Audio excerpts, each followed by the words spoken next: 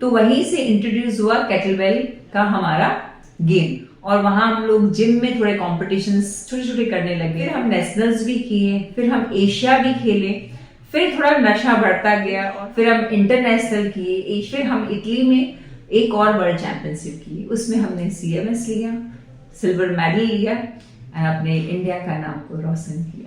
आप सभी को नमस्कार। स्पष्टता न्यूज में आप सभी का तहे दिल से स्वागत है। मैं चित्रा रॉय श्री कृष्ण में आप सभी का स्वागत करती हूँ और आज एक ऐसी शख्सियत से मिलाने वाली हूँ जिनके बारे में मैं 2 पंक्तियां कहती हूँ।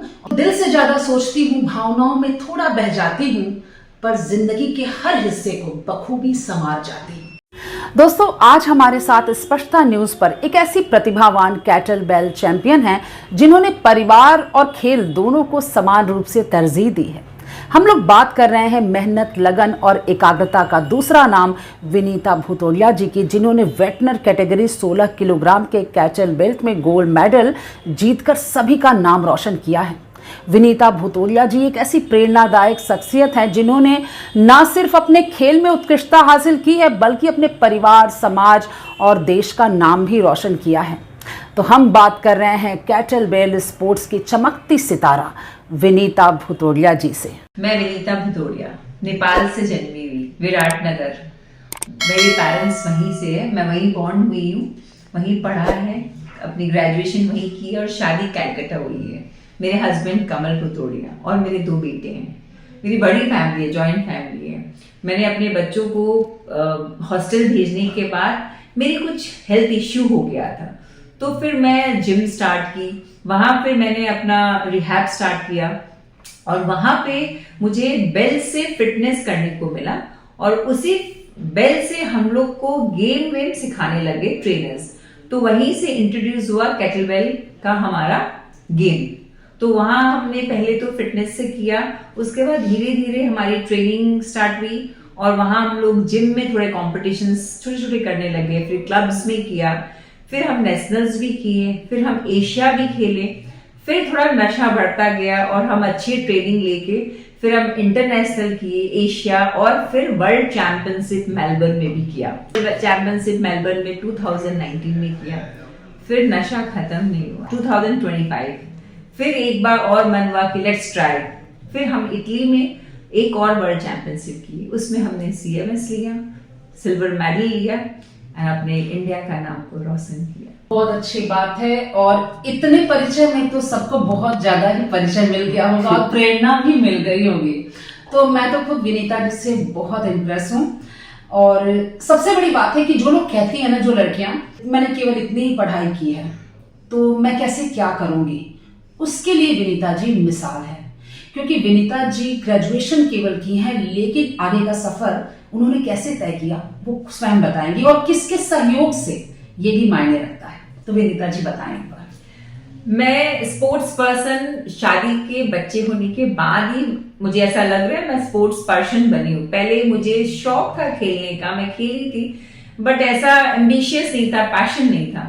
बट केटलबेल के बाद में मैंने इसको पैशन बनाया और मैं इस गेम्स को बहुत आगे तक लेके गई। मैंने नेशनल, इंटरनेशनल खेला है। हाँ, मेरा साथ मेरे हस्बैंड ने और मेरे बच्चों ने बहुत अच्छे से दिया है।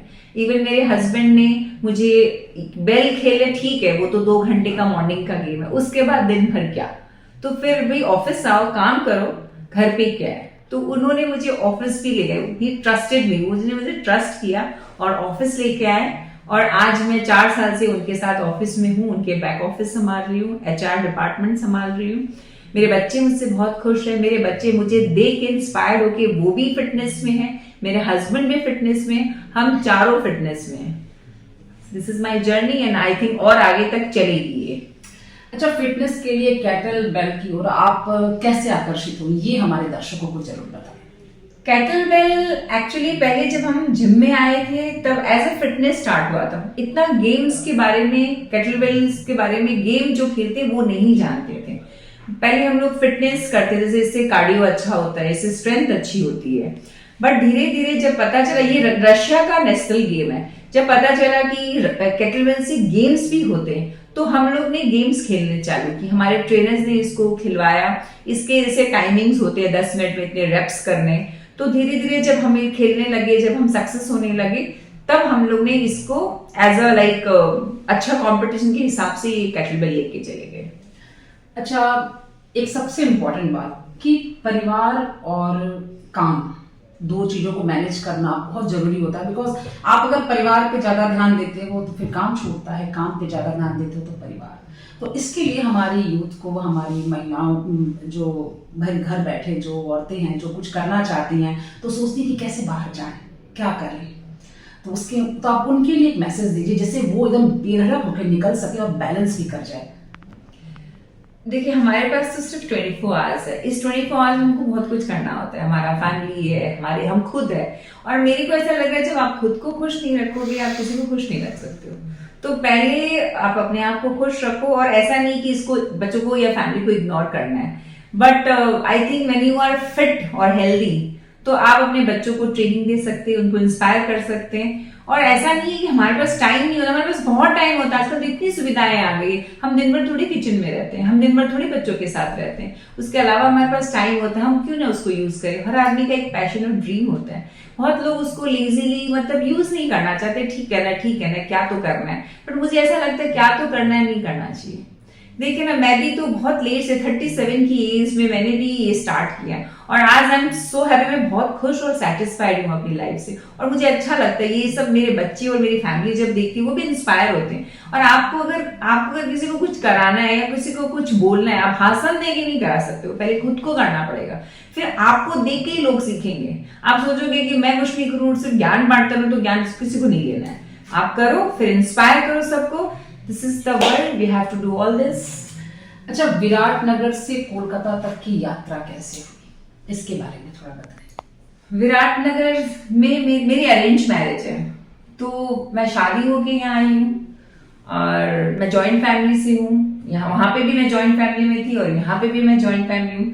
बस शादी होके आई हूँ, सेटल्ड हूँ यहाँ पे फैमिली के साथ। तो बस मेरा यही है। मेरा तो मतलब जो लोग कहते हैं कि माँ बाप अरेंज मैरिज कर दिए तो बंधन में बंध गए, अपने हिसाब से ढूंढते तो अच्छा ढूंढते, वैसे लोगों को भी कुछ मैसेज आप दें। ऐसा कुछ नहीं है, सब लक होता है, सब लक ना कर्माज। अगर आप अपने आप ढूंढ के भी बहुत अच्छा नहीं ढूंढ सकते, आपके पेरेंट्स भी कभी, देखिए ये पेरेंट्स कोई गलती नहीं करती, ये सब आपके लक और कर्माज ही है कि आपको क्या मिल रहा है। और सब कुछ देखिए, सब कुछ मिलता नहीं है थाली में, कुछ कुछ आपको बनाना भी पड़ता है। आप बहुत सा सबके लाइफ में, ये मैं नहीं बोलूंगी कि स्ट्रगल नहीं होता है। हर इंसान के लाइफ में स्ट्रगल भी होता है, और सब कुछ हमको खुद को बनाना भी पड़ता है। तो स्ट्रगल का मतलब ये थोड़ी है भाग जाना है फिर लड़ना, ऐसा कुछ नहीं है। यही तो है ना कि ये हमको भगवान ये सब चीज देता है, और ये भी स्ट्रेंथ देता है कि इसको कैसे सॉल्व किया जाए। आज देखिए, मेरी भी शादी 26 साल हो गए मुझे।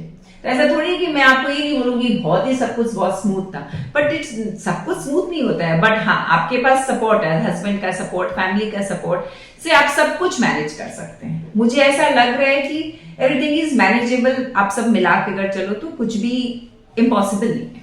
और ये भी एक सबसे बड़ी बात है कि बहुत लोग जो सोचते हैं कि शादी के बाद बस एंड, शादी के बाद बस मतलब आपका तो सफर शादी के बाद ही शुरू हुआ है। क्योंकि इनके भाई, आई थिंक आप भाई आपके पढ़ने बाहर जाते थे काम करने, तो ये भी सफर आप बता दीजिए एक बार, क्योंकि ये बहुत जरूरी है। हर लड़की के मन में होता है कि मैं नहीं जा रही, मेरे भाइयों को भेजा जा रहा है, तो उससे थोड़ा वो कुड़ जाती है। लेकिन समय आपके पास अपॉर्चुनिटी देता है, आप बस उस लेने के लायक बन जाइए। तो उसके बारे में थोड़ा सा बताएं कि मेरे 2 ब्रदर्स है, मैं एक सिस्टर हूँ। मेरे दोनों भाई बाहर पढ़ते थे। मेरी बहुत इच्छा थी कि मैं भी बाहर पढ़ूं। मेरे पापा मुझसे बहुत प्यार करते थे। वो बोले शादी के बाद तो चली जाएगी, क्यों मैं बाहर भेजूं, तो उन्होंने नहीं भेजा। बट मेरी हमेशा इच्छा रही कि मुझे कुछ तो करना है, मुझे कुछ तो करना है।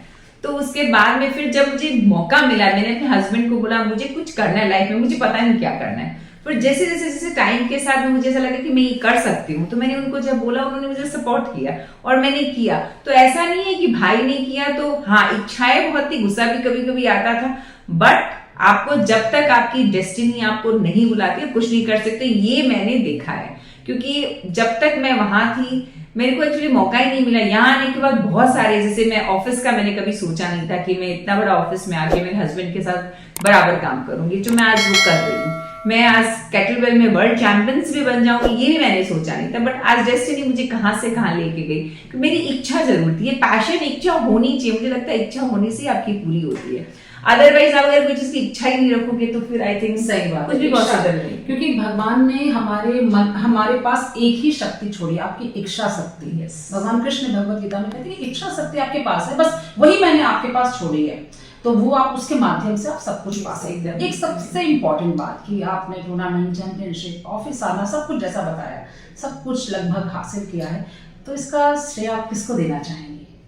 सबसे पहले एक तो भगवान को, उनको ग्रेटिट्यूड करूंगी कि आज मुझे हर चीज उन्होंने दी है, हर चीज से मुझे खुश रखा है। और उसके बाद मेरे हस्बैंड जो मुझे हर जगह, हर स्टेप में, हर जगह मुझे लेके गए, मुझे इंस्पायर किया, मुझे सपोर्ट किया। जब मैं थोड़ा सा डर रही थी तो मुझे हेल्प किया, मतलब हर तरह से हर स्टेप में उन्होंने मुझे साथ दिया। आज वो उनको ये भी नहीं पता था कि मैं ऑफिस भी आके क्या करूंगी, बट उन्होंने बोला तुम जाओ, तुम सब कुछ कर लोगी। मतलब उनको यही था तुम जाओ तो सब, जैसे उनका हर चीज में ये रहता है तुम करो ना, सब हो जाएगा। ये इनका जो ये सेंटेंस है ना, सब हो जाएगा, ये मुझे हमेशा बूस्ट करता था। इसलिए मैं कैटलबेल में भी उनको जब मैंने बोला फर्स्ट टाइम कि मुझे चैंपियनशिप खेलना है, बोले करोगे लेकिन तुमको वर्ल्ड चैंपियन बनना पड़ेगा। मैंने कहा मैं ये कैसे बोल सकती हूँ? तो उन्होंने बोला कि नहीं तुम करोगी, मतलब ऑलवेज मुझे बूस्ट करते थे कि तुम कर लोगी, तुमसे सब हो जाएगा, तुम सब कुछ कर सकती हो। ये बोल बोल के उन्होंने मुझे सब कुछ करवा लेते थे कि नहीं हाँ देखो कर लिया ना। तो ही इज द पर्सन जो मुझे हर स्टेप में मेरा साथ, तो मतलब भगवान के बाद श्रेय देना है अपने हस्बैंड को। अच्छा, एक सबसे इम्पोर्टेंट बात, मान लीजिए पति का तो सहयोग मिला, आपकी ज्वाइंट फैमिली है, ज्वाइंट फैमिली, तो पति के बाद जैसे मान लीजिए भगवान तो सबसे पहले, क्योंकि भगवान सबके मन में ना बसे तो फिर हमारा काम नहीं हो, भगवान के बाद पति, लेकिन उसके बाद परिवार में कहाँ से? आज मेरे बच्चे, दोनों बच्चे वो मुझे बहुत सपोर्ट किए। उन्होंने मुझे हमेशा कि आप सब कर लोगी, जैसे हस्बैंड बोलते थे वैसे बच्चे भी बोलते हैं आप सब कर लोगे, आप इम्पॉसिबल आपके लिए कुछ होता ही नहीं है। तो वो बोल बोल के मुझे ऐसा लगता है अच्छा शायद मैं कर सकती हूँ, तो ये बोल बोल के उन्होंने भी मुझसे सब कुछ करवाया कि नहीं नहीं आप करो। जैसे कभी कुछ गुस्सा आता तो बोला आपके पास बहुत एनर्जी है, आप सही जगह यूज करो ना। तो ये बोल बोल के उन्होंने भी मुझसे, मतलब हमेशा एवरीवेयर मुझे सपोर्ट तो मेरी फैमिली सब ने किया है, बट मैं सबसे ऊपर अपने हस्बैंड को रखूंगी क्योंकि वो मुझे हर पल, हर मोमेंट ऐसे बहुत सारी चीजें होती है। जैसे केटलबेल खेलते समय भी हम लोग को बहुत सारी चीजें करनी पड़ती है, अपना वेट मेंटेन करना पड़ता है, अपने जैसे बहुत सारे से वेट के साथ में इतने सारे एक्सरसाइजेस होते हैं जिसको मेंटेन करेंगे तब आप वहां तक जाएंगे। तो उन सब चीजों में उनका हमेशा सपोर्ट। इवन ये भी था कि जब मैं प्रैक्टिस करती थी वो भी मेरे साथ प्रैक्टिस करते थे, मैं डाइट करती हूँ तो वो भी मेरे साथ डाइट करते, तो ये तक यहाँ तक उन्होंने मेरा साथ दिया। तो इसलिए मैं बोलूंगी he is only the person जो मुझे यहाँ तक हर स्टेप में मेरे साथ थे। बहुत कम लोग होते हैं जो इस तरह सपोर्ट करते हैं। लेकिन एक और क्वेश्चन की, वैसे तो सब कुछ है आपके पास, लेकिन फिर भी जानना चाहेंगे कुछ ख्वाहिश या कुछ कोई अधूरी ख्वाहिश जो आपको अभी करना है या अभी बाकी है करना, बहुत जरूरी है, जो मेरे मन में है, तो ऐसी कोई बात, ऐसी कोई ख्वाहिश? देखिए ख्वाहिश तो भगवान ने मेरी सारी पूरी कर दी है, सब कुछ है मेरे पास, बट मैं फिर भी चाहूंगी कि जब मैं आज यहाँ तक पहुंची हूँ तो मेरी इच्छाएं, अगर जिनकी इच्छा होती है और वो कर नहीं पाते, मैं चाहती हूँ मैं उनको सपोर्ट करूँ, मैं उनको इंस्पायर करूं कि आप लोग भी करें। देखिए लाइफ में बस कभी नहीं होता है, खत्म कभी भी नहीं होता है। लास्ट डे तब होता है जब आपका लास्ट ब्रेथ होता है, तब तक करना है। तो मेरा इच्छा है एक, जैसे मैं करी हूं, मैं चाहती हूँ उन लोगों को भी मैं यही बोलूं कि नहीं प्लीज करो, और मैं इंस्पायर करना चाहती हूँ सबको, मैं सपोर्ट करना चाहती हूँ सबको। अब मैं कैसे करूंगी मुझे पता नहीं, लेकिन मेरी इच्छा ये है कि हर लेडी के साथ में ऐसा होना चाहिए कि ये बस नहीं है, हमारा कभी बस नहीं होता है, हमारे लिए हर दिन एक नया है और हमको हर दिन कुछ अच्छा करना है और आगे बढ़ना है। हमारी लाइफ शादी के बाद खत्म नहीं होती, स्टार्ट होती है।